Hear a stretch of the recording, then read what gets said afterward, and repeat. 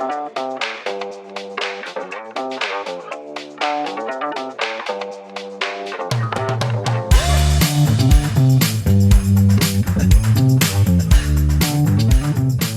hey there, everyone. I'm Matt Jordan. I'm senior pastor here at First Methodist Church. Welcome to the No Grow Go podcast special edition.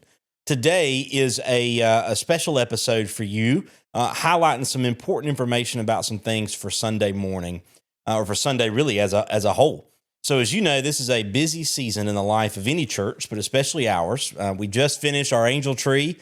We have finished our Whoville extravaganza as we set up our fellowship hall in that area for public restrooms and pictures with Santa and even a little snowball fight that all the kids love, and a way that we can just hand out information about the church and show the love of Christ in our actions towards others. But this Sunday is something that's really, really special.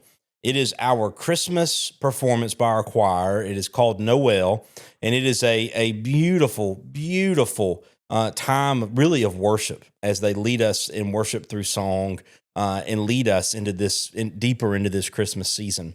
We're going to have two showings of that at 3 p.m. and 5:30 p.m. Both of those are going to be really, really special. But after the 5:30 p.m. Performance, we are going to be having a church-wide dessert party in the fellowship hall. So that means if you come to the 3 p.m., when it's over, you go home. If you come to the 5:30, when it's over, you come to a party with us in the fellowship hall as we have some desserts and coffee and just a great time to be around one another. It's really, really going to be a fun time together. Both of those performances will be about an hour and a half each, and they're going to be really, really special. Billy and Janice and the choir and a lot of our volunteers that are participating as volunteers just in the Christmas choir have been working on this since August. And if you don't know, at one point I was the youth director here for some time, and my office at that time was right beside Billy's. And I can tell you for a fact that the first time Billy cues up Christmas music for the upcoming year is in June. And then it's in July. And it's in August and September and all the way through. So I'm in the Christmas spirit well into the summer because Billy is already starting to work on it that early. And so they really put a lot of work and emphasis into this. And if you make sure to tune into our podcast Monday morning, you'll hear Dr. Amy and I talking about some fun things about Christmas and why we do some of these things. But the other thing that's happening on Sunday is right after the contemporary service at 10 a.m., the contemporary service starts at 9. As soon as it finishes, we're going to begin an official meeting of the church body. Now, a little bit of information for you as to why we do this, some polity information for you. So any decision that is made with our church about the budget, nominations of people who are going to serve in leadership, for a certain amount of time, a 3-year term, normally, unless there's a special occurrence where someone has stepped down from a position or there's a gap we need to fill or whatever it is. That process is done through for the budget through the finance committee and a lot of work by our financial secretary, Gina Cruz, and the staff and other volunteers that are engaged in a lot of deep ministry based on budget needs and based on what we spend in the budget from the past year and those things to formulate a budget, including our SPR, which is typically the largest line item of any church budget. And what they do is we spend a couple of months really trying to get all that information together, looking at the previous year, looking at what was spent in the ministry that we did, and trying to put together a very transparent budget. And when the finance committee meets and discusses those things, they say yay or nay, or we need to send this back to this staff member, or send this back to this program or this ministry, and negotiate some numbers and get it into something we feel comfortable that the church can support. And then from there, once finance approves it, it goes to church council. Church council does the same thing. They look at it, they ask questions, or they say, hey, this looks great. There's been times where they've kicked it back and said, no, we got to do a little work. This year, everything's gone very smoothly. Finance has approved it, sent it to church council. Church council's approved it. And then the final step is it goes to the congregation. We are an open book at First Methodist Church, and all of our information is there for everybody and anybody that wants to view it. And so that information is readily available in the office, and every member gets a copy of the budget and those things and the nominations. But the final step is that it goes to the church body. And we really want everybody to be there for that meeting, because everybody has a voice, a chance to ask questions, and a chance to vote, and there has to be a significant majority. I think it's actually a 2/3 has to approve the actual budget and nominations before it's finalized. So that's kind of a step of how those things happen. And any decision that is a major decision of the church or anything like that goes from the committee to church council to the congregation. We try to do a congregation meeting only once a year because that's per our bylaws. We have to do that with a 10-day notice so that can be approved, the budget and nominations. There are other times where we've had other church congregation meetings. One time we did them during Founders Day a couple of years ago when we introduced our church bylaws, when we disaffiliated and became an independent church. There's been other times where we've done that with different information. There'll be a time when we do that prayerfully in the spring when we present some information about our children's ministry center, our new children's ministry building, when we have some more information to provide about finances and the cost of building that and what all that looks like for the church to really present that as a whole. And so those church-wide meetings are not just run-of-the-mill type of meetings where it's really kind of a waste of time. It's actually the opposite. It's very informational. It's very important. And for us, the congregation's voice and vision and approval is significantly important for the life of our church. And so it is important for you on Sunday to be here for that. Our budget is a way, let me say this. I think church budgets oftentimes get a bad rap, and there have been a lot of staff leaders and things throughout the years in the church ministry world who have coined the phrase of a ministry plan or a budget or operation plan, whatever it may be. Either way, it is the cost of the ministry that we do and the staff we have and those things presented on paper.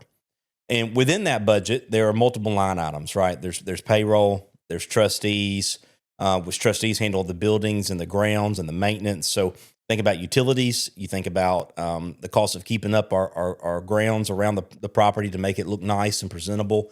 The cost of repairs and fixes. We have our sanctuary was actually built in 1903. Okay, when you have an old building, our education building, those 2 wings, 3 wings actually, were built between the 20s and the 50s. Our youth building main hall in that area was built, to the top of my head, somewhere around the 80s. And then our gym and our fellowship hall were built in 2000, 2001. And so we've got some older buildings. So part of the trustees' budget, that's normally the second largest line, is the operations to keep those buildings up and to do repairs and those sorts of things that are needed. And as silly as it is, light bulbs, ceiling tiles that may break, cleaning the floors, different chemicals and things we have to have for that. And seriously and honestly, every year we have an air conditioner that goes out or something like that when you have a large property like ours. And so that goes to help just keep up our space and to be good stewards of what the Lord's blessed us with over the years and really over the century, as our church is 122 years old. When you really think about the age of our sanctuary and the time that our congregation has been present at this end of Main Street. So that's part of the budget. The other parts of the budget are programs and ministry initiatives. So you'll see there in outreach, there's things like Love Your City, lunches for learning. There's a variety of other things that are in there. There is budgets in there for our students and for our kids programs. And something that we started doing a couple of years ago is we decided to not just have imaginary numbers, if you will, of what do we think it would cost to do ministry? Well, let's do this and do that and budget X amount there and X amount here without really a plan of how to execute it. And so a couple of years ago, what we decided to do is say, well, this is the ministry that we've done, and this is the ministry that we're really, really satisfied with, the ministry that we really have done a great job with, and I really think that we're doing great ministry with. How much did it cost in the year before to do that? And we look and we say, well, this is what was spent, so let's do a true reflection of the budget to say this is where we're comfortable, right? And so that way, you don't have a $30,000 ministry line item that really only costs $10 to operate, and so we want to make sure that we're good stewards of the finances of the church and have a true reflection of those things. With that being said, we've got line items for kids, for music, for office supplies to make sure we can present materials in a timely manner and those sorts of things for our students, for Celebrate Recovery, for our missions and outreach, for promotions of being able to get information out about the church. And I'll tell you a little bit about promotions. That's a budget that is so unique to me in that line item. Because it is a way, really. To be honest with you, that line item probably should be under students and kids, because I would argue probably 70% of our promotional budget is spent in ways that we're supporting our students and our kids, whether it be through signage at the Parks and Rec that impacts the funds available that they have to pour into our kids in our community, or whether it be things like our Jumbotron ad that we had this year at the high school, or ways that our church logo can be presented in ways that our student ministry actually went and was able to hand out shirts and towels and candy and information about the church at a couple of volleyball games this past year, in ways that we just pour right back into the school system to support them and their fundraising efforts for our students, and we're able to get the name of the church out in the community. And so all of those things are a part of our ministry plan, our budget, whatever words you want to use, of a way that we can continue to transform the world with the good news of Jesus. And it's important, right, that everybody looks at that. All that's been sent out via Pew News. We've sent it out on our church management software, Planning Center. We've sent that out with the emails that we have. We're going to have printed copies at the meetings of all these things. And it's really a way for you to kind of see this is how we do ministry at First Methodist Church. And it's also a way for you to consider with your pledge, with your tithe, how you're going to support the ministry of the church. We have a lot of people in our congregation who are, I hesitate to say older, but they're getting up in years, and at times it's difficult to physically be present, or it's difficult to come at night because you can't see as well, or it's difficult in ways to physically lift and maneuver things and all those sorts of stuff. And so we have a lot of folks that look at the way that they support the ministry of the church by their faithful giving, and it is absolutely true. And all of us, as believers in Jesus, are called to be faithful stewards of what the Lord's given us. And in that stewardship, of a way that we can pledge our support to the budget, is a way that we're saying we support the ministry of our church, the ministry that we serve in with our hands and feet, the ministry that we serve in our gifts, the ministry that we serve in a variety of ways that we just are able to show the love of God in the ministry of our church.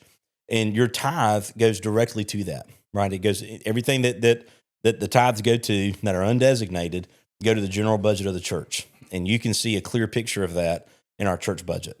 And we try to present that to every member, even to the extent that when we do our First Things dinner, we did one this past fall, we'll be doing another one in the spring, that even those that are prospective members, we give copies of all that information to, so that they can see it and just say, this is our church, right? This is our bylaws. This is what we do with our finances. This is what we do in our ministry, so that everybody can see a true reflection of who we are as a congregation. So my prayer and encouragement to you is that when you consider on Sunday, do I need to stay for that church-wide meeting? Yes, you need to stay for that church-wide meeting, because you are a member of this congregation, and this congregation seeks to be a good steward of what the Lord has given us. It seeks to be a good steward of God's resources, seek to be a good steward of people's gifts and tithes, because it is all given to the Lord through the means of the local church. And because as a member of this congregation, you have buy-in and vision and a voice into the ministry of this church. And so you get a chance to see that and see how the church operates in those ways at this church-wide meeting and support those things. That's the business of the church. Now the question is, why should I attend the Noel performance? Maybe you go to contemporary service, you don't see the choir, or maybe you've got some plans you haven't committed to on Sunday afternoon that you're on the fence about, or maybe you say, I'm really a contemporary person. I don't really love the traditional music. Friends, I'm telling you this: we have multiple members of the band, the contemporary band, singing in the church choir for the Noel performance. We have multiple attendees who attend our contemporary service that are singing in the choir for the Noel performance. And it is a time, really, to gather in a space that is just really, really holy, really sacred. A space that we really can experience the presence of the Lord, especially at the 5:30 show. It's dark. It's well lit by the lights in the sanctuary, but you can see the reflection of the stained glass in the space. It's a time just to slow down, to sit and to worship through song, to hear readings of scripture and other things that just really unfold about the beauty of Christ and his birth. It is a powerful, powerful performance every single year. And it is something that I think is so crucial to the life of ministry of our church. When we think about Christmas, it's a special season. Like I said, if you check out our podcast on Monday, we're going to talk in length about this. But even more than just being a special season, it is a time of intentional focus upon Christ beyond what we may do the rest of the year. An intentional time to focus on his birth. A beautiful, beautiful picture of the gospel as God incarnate comes in the person of Jesus and is born as an infant in a manger. A beautiful fulfillment of the Old Testament and a beautiful, beautiful picture of how the New Testament unfolds before our eyes. It is a great time of worship and a great, awesome opportunity for you to see the hard work of so many volunteers that have given hours, probably days if you calculate all the hours in practice to be able to sing the good news of the Lord. So I encourage you this Sunday, the 21st, to stay for the church-wide meeting after the contemporary service. It'll start at 10 a.m. and to come back for the Christmas performance of Noel by our church choir at 3 and 5:30. And don't forget, if you come to the 5:30 show, there's a dessert party to follow that you don't want to miss. It's going to be a great time for everybody. Friends, I hope you have a Merry Christmas. I hope you have a great, great week and a great weekend. And I hope to see you at both of these things on Sunday. Have a great week. Amen.